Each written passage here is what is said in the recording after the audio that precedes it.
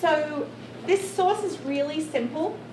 It uses, the recipe actually says the juice of 2 oranges, the juice of a lime, and the juice of half a lemon. So when I had to quantify it, I actually had to look it up to see how much that would be, because I don't really do it hard and fast. I just juice it and use it. So this is not one of those perfect recipes where you need to have the scales out and, you know, measuring everything to the nth degree. It's not like that. So we have the oranges here and the lemon. So we, actually, you know what? Let me do the salmon first. So we have this beautiful piece of salmon here. If you're looking for salmon at the supermarket, just make sure that it doesn't have a lot of gaps in it. You'll see it when you go there and you stand there and you look. You'll see the gaps in the salmon. And what that means is that the flesh is starting to break down. So it's not super fresh. It also might mean that it's been frozen and defrosted, which is pretty common when we live in Colorado. But you can choose a pretty good looking piece of fish by just assessing it that way. It's pretty easy to do. You can either do the fillet piece like we have here, or on the recipe it actually says if you want to choose some individual portions, you could do a 2-ounce portion. So this recipe actually is for 6 people, and the citrus butter sauce actually makes a cup of sauce. The serving size is a tablespoon, and it's freezable. So if you make it and you're like, you know what, I'm not going to use all of this, you can throw it in the freezer and use it next time. So when we have it at home, I usually make it, we do it with some wild rice. I really like it with roasted peppers. I often roast my peppers in the oven myself, but you can completely not do that and just buy a jar of them. So it's very easy to prepare. It's an easy meal to do like on a weeknight. So I like to bake the salmon in the oven, and just with some parchment paper, because the parchment paper actually keeps the juices of the salmon in the salmon, which is really what you want, because if you're broiling it or grilling it, you're losing all those juices. So, and we really want to keep that salmon moist. A piece this size is not going to take long to cook. You can see it's relatively thin, so it's going to cook probably in about 10 to 15 minutes. So I'm just going to put it on the parchment paper here. I have some slices of lemon that I'm just going to sit across the top. And then it's just salt and pepper. There's nothing magical to this. So just a little bit of salt, and then some pepper. And then I just wrap it up. And again, this isn't rocket science, so you're not going to do anything wrong. So just lay it over. You know those really annoying little metal things you get for the turkey to sort of stitch it up? Those little metal clips you can buy at King Soopers, and then everyone throws them away, or you find them in the back of the drawer 2 years later. They're really good for this because you can stick it through the paper and they hold the paper perfectly. But tonight we're very sophisticated. We have wooden skewers, and we're just going to put the wooden skewer through the paper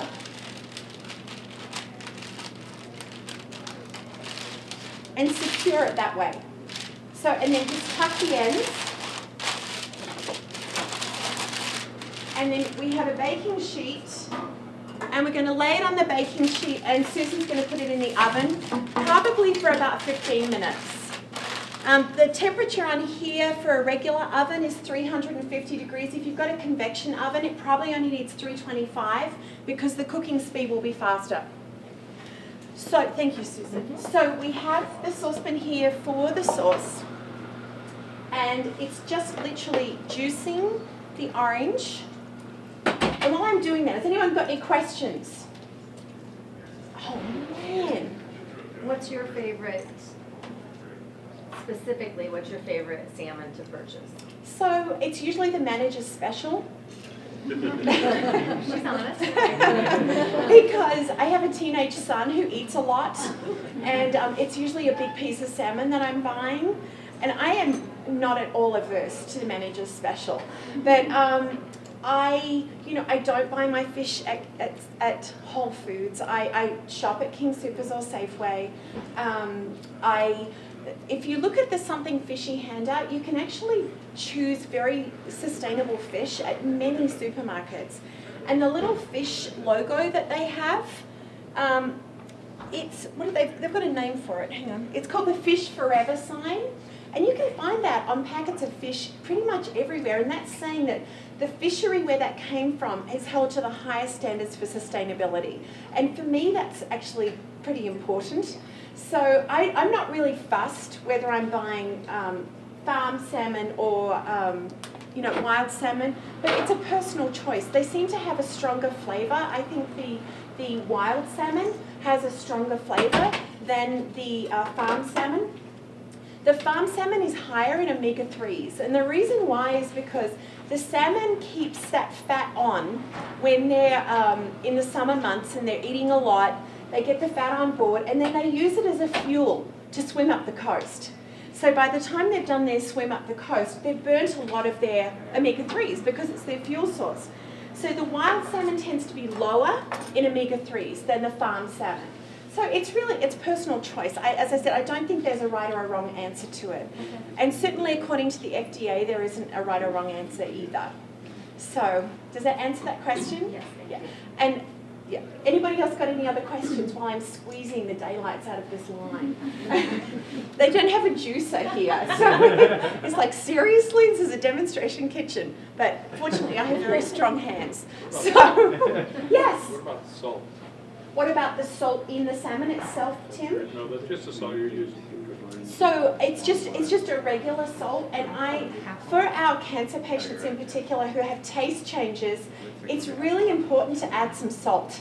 So you'll notice that the butter in this recipe is regular butter, and that's because with taste changes, salt can really enhance the flavour and make it taste really good. So for someone who's got taste changes, that's really important.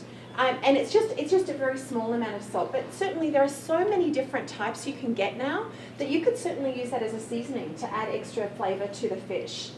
So I have finished squeezing the juice. So now I'm going to just put it on the stove, and then so we want to reduce it by about a third to a half. It depends on how concentrated you want the sauce. And then what we're going to do is we're going to add a teaspoon of sugar that we have here. And I'm just going to let that cook for a little bit just to sort of get it boiling, and then the sugar will be dissolved into the citrus itself. Susan has already brought out my piece of salmon, and I just wanted to show you, let's see here, yes. So let me just grab a towel, because I don't want to burn myself.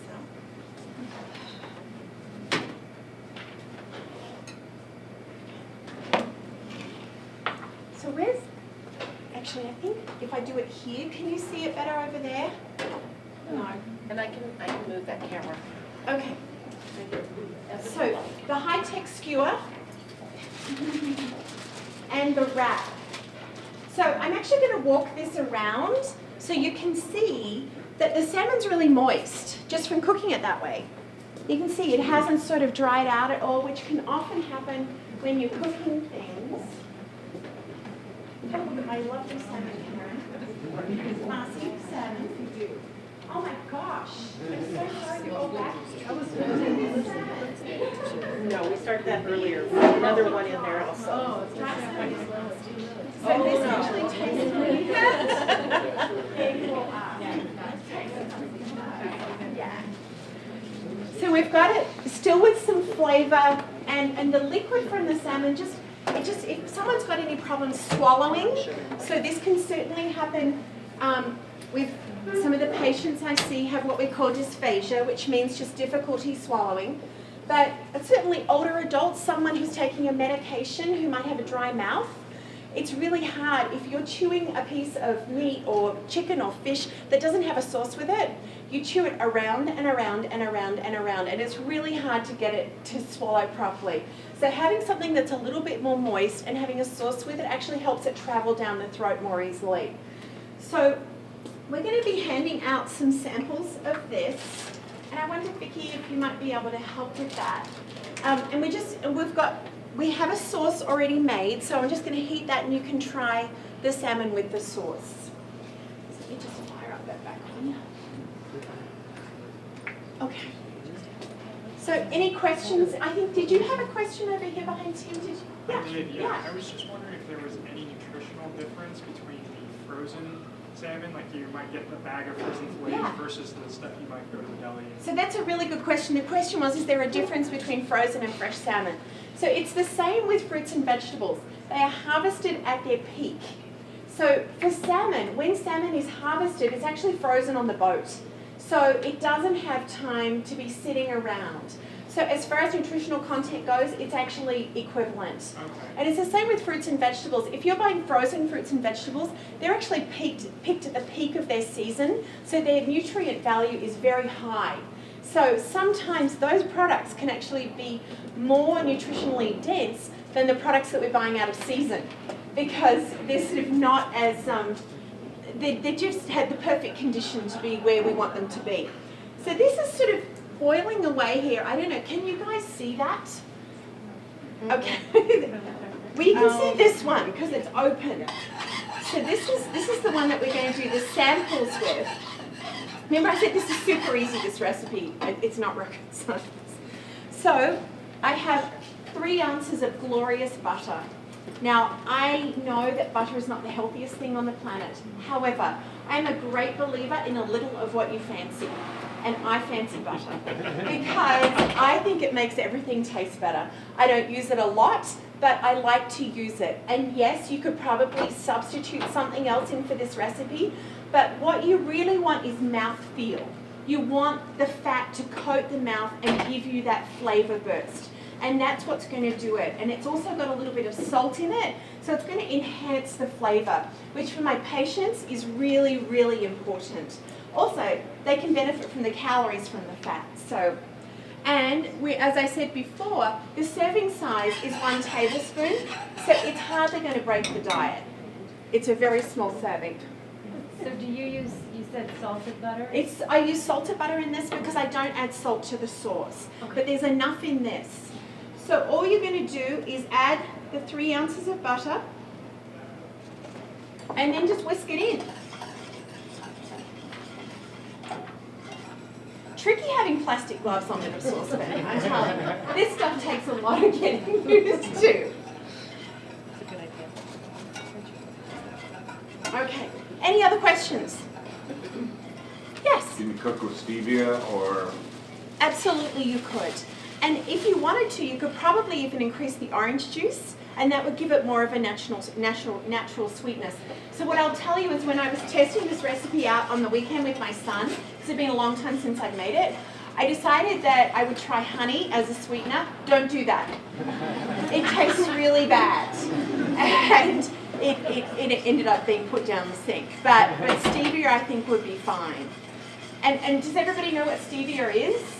It's a leaf natural sweetener.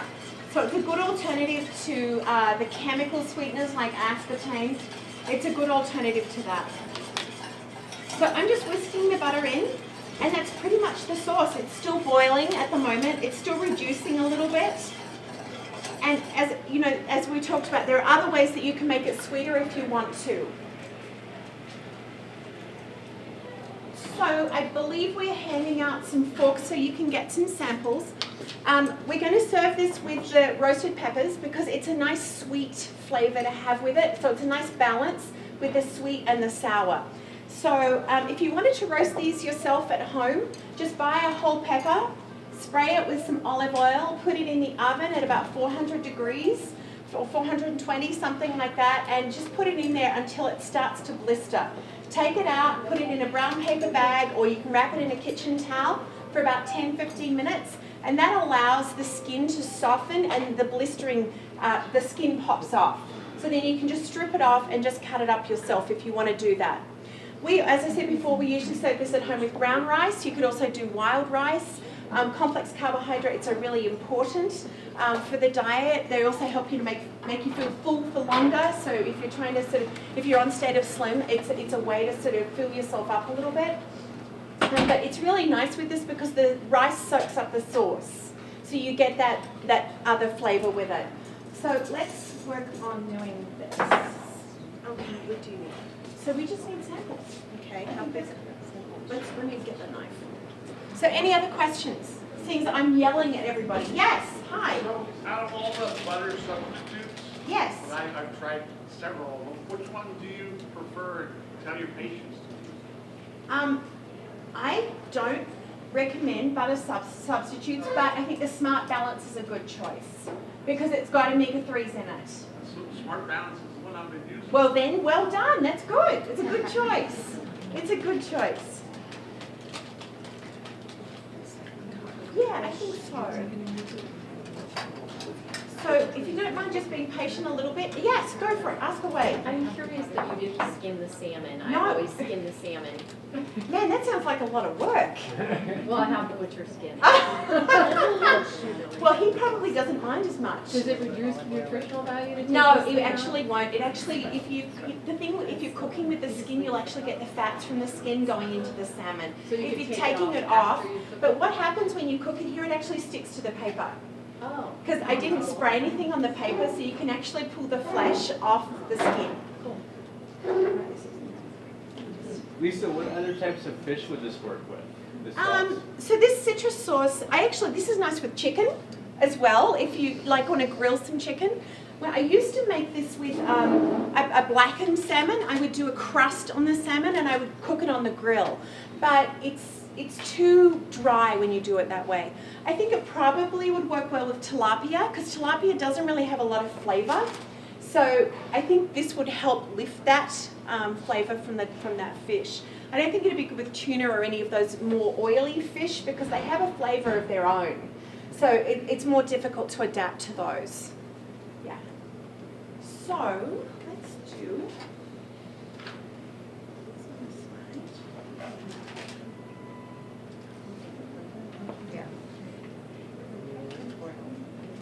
The other thing is if you're buying your salmon at King Soopers, they'll wrap it up for you. They have a nice foil bag. I don't work for King Soopers, I'm just putting that out there, okay? But they have a nice foil bag that they'll put it in for you. They'll put the lemon slices on for you. They'll even grind the salt and pepper for you. And the bag is a treat because it seals everything in, so you don't need to have parchment. So, and they do it for free. You go there, you ask them, they do it, you go shopping. It's a pretty good deal. So our next cooking class is going to be in February and we are doing a peanut satay sauce and it's got coconut milk in it, peanut butter which is a great source of protein. I spend a lot of my day talking about protein and poop most of the time, but that's the reality of my job and it's the best job in the world. So, but protein is really, really important, especially in oncology population because proteins get broken down really easily in disease states. And we really want to make sure that our patients are getting enough protein to meet their body needs. So the chicken and satay sauce, there's protein in the peanut butter. There's also protein in the chicken. We're also going to do it with a vegetarian option as well.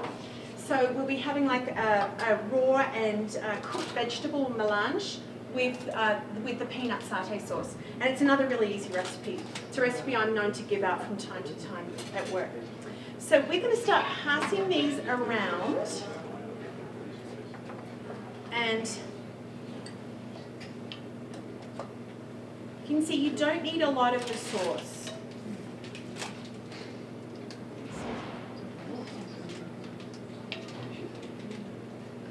Any other questions you can just call out. Go for it.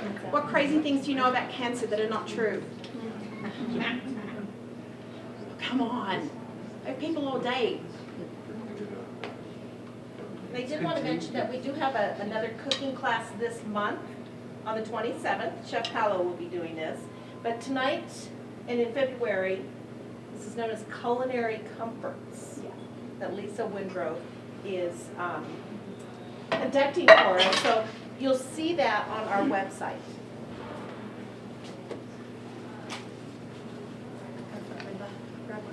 Do you want to pass it around? That'd be fabulous. Thank you very much. I got that other one. Yep. I sure will. So there's a lot of things that you read about in the media about that cause cancer. And so you know, we talk about a plant-based diet as being pretty important. It's actually the recommendations of the American Cancer Association, American Cancer Society, and also the American Institute of Cancer Research, which is a national body that just does research into nutrition and cancer. It's all they do. And so we recommend a plant-based diet with healthy proteins. And so salmon, of course, is a healthy protein. It's also very lean. As I said before, the fats are healthy, and that's what we really want to be focusing on. So lots of fruits and vegetables, which fits in usually with a lot of diet patterns. I'm not a big diet fan as far as it goes, because I think if you can eat a healthy diet, it's just regular eating. So, but I know for a fact that not everybody eats that way, because I meet people like that sometimes. Sometimes, not often. But I don't judge what people eat, I just need them to eat. So how's that salmon? Delicious. Is it good? Good. Don't worry, it's coming. Okay, let's do this. How's the sauce? Delicious. Does it taste really decadent? Yes, excellent. And you don't need a lot of it to have the decadence. We said we haven't had butter in a long time. She said she was gonna lick the bowl. There you are. Well, you and I, we can hit the kitchen afterwards. It's okay. Help me clean up. Marcy, how is that fish? Okay, Karen? All right. What do we look for visually to see that the fish is done? So you just want it to be more of a paler color than it was when it went in the oven. If it's still looking really dark, it's not cooked enough. And when we were looking at the salmon before, when we were planning to cook it, we looked at the thickness of the salmon just to make sure we weren't going to overcook it. So sometimes it's not an even depth when you buy it at the store, like it'll be fatter at one end than at the tail. So just sort of, it's a fine balance. I tend to find like a piece that we had was I believe actually this was a pound. And I just need to put this sauce on. And it took 15 minutes in the convection oven because it was relatively thin. So just if you're doing the thicker pieces, Tim, just making sure that when you flesh it apart, that it's changed to that paler colour. I'll have a look.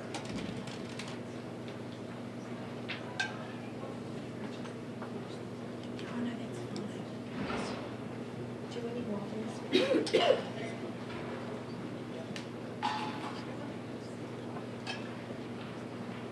Well, you're all quiet, so you must be eating, which is a good thing. Okay. I think it's fine. Yeah. So Tim, I've got this one's just come out of the oven, and because this is more of a wild salmon, it has a darker flesh ordinarily, but you can see, oh good. You can see, excuse me, be careful, it's just a little bit different colouring in the middle. Yeah, it's hot. Okay, so how many more samples do we need? I know nobody here got any, so let's go again. So I think that is my demonstration, but please, I'm going to get you all samples. Any other questions? Do you ever use the zest of the citrus? I don't in this particular recipe, but I have a lemon yogurt cake recipe that I actually use the zest in. I know, it's got butter in it too, but it's got yogurt. Yeah. So thank you all very much.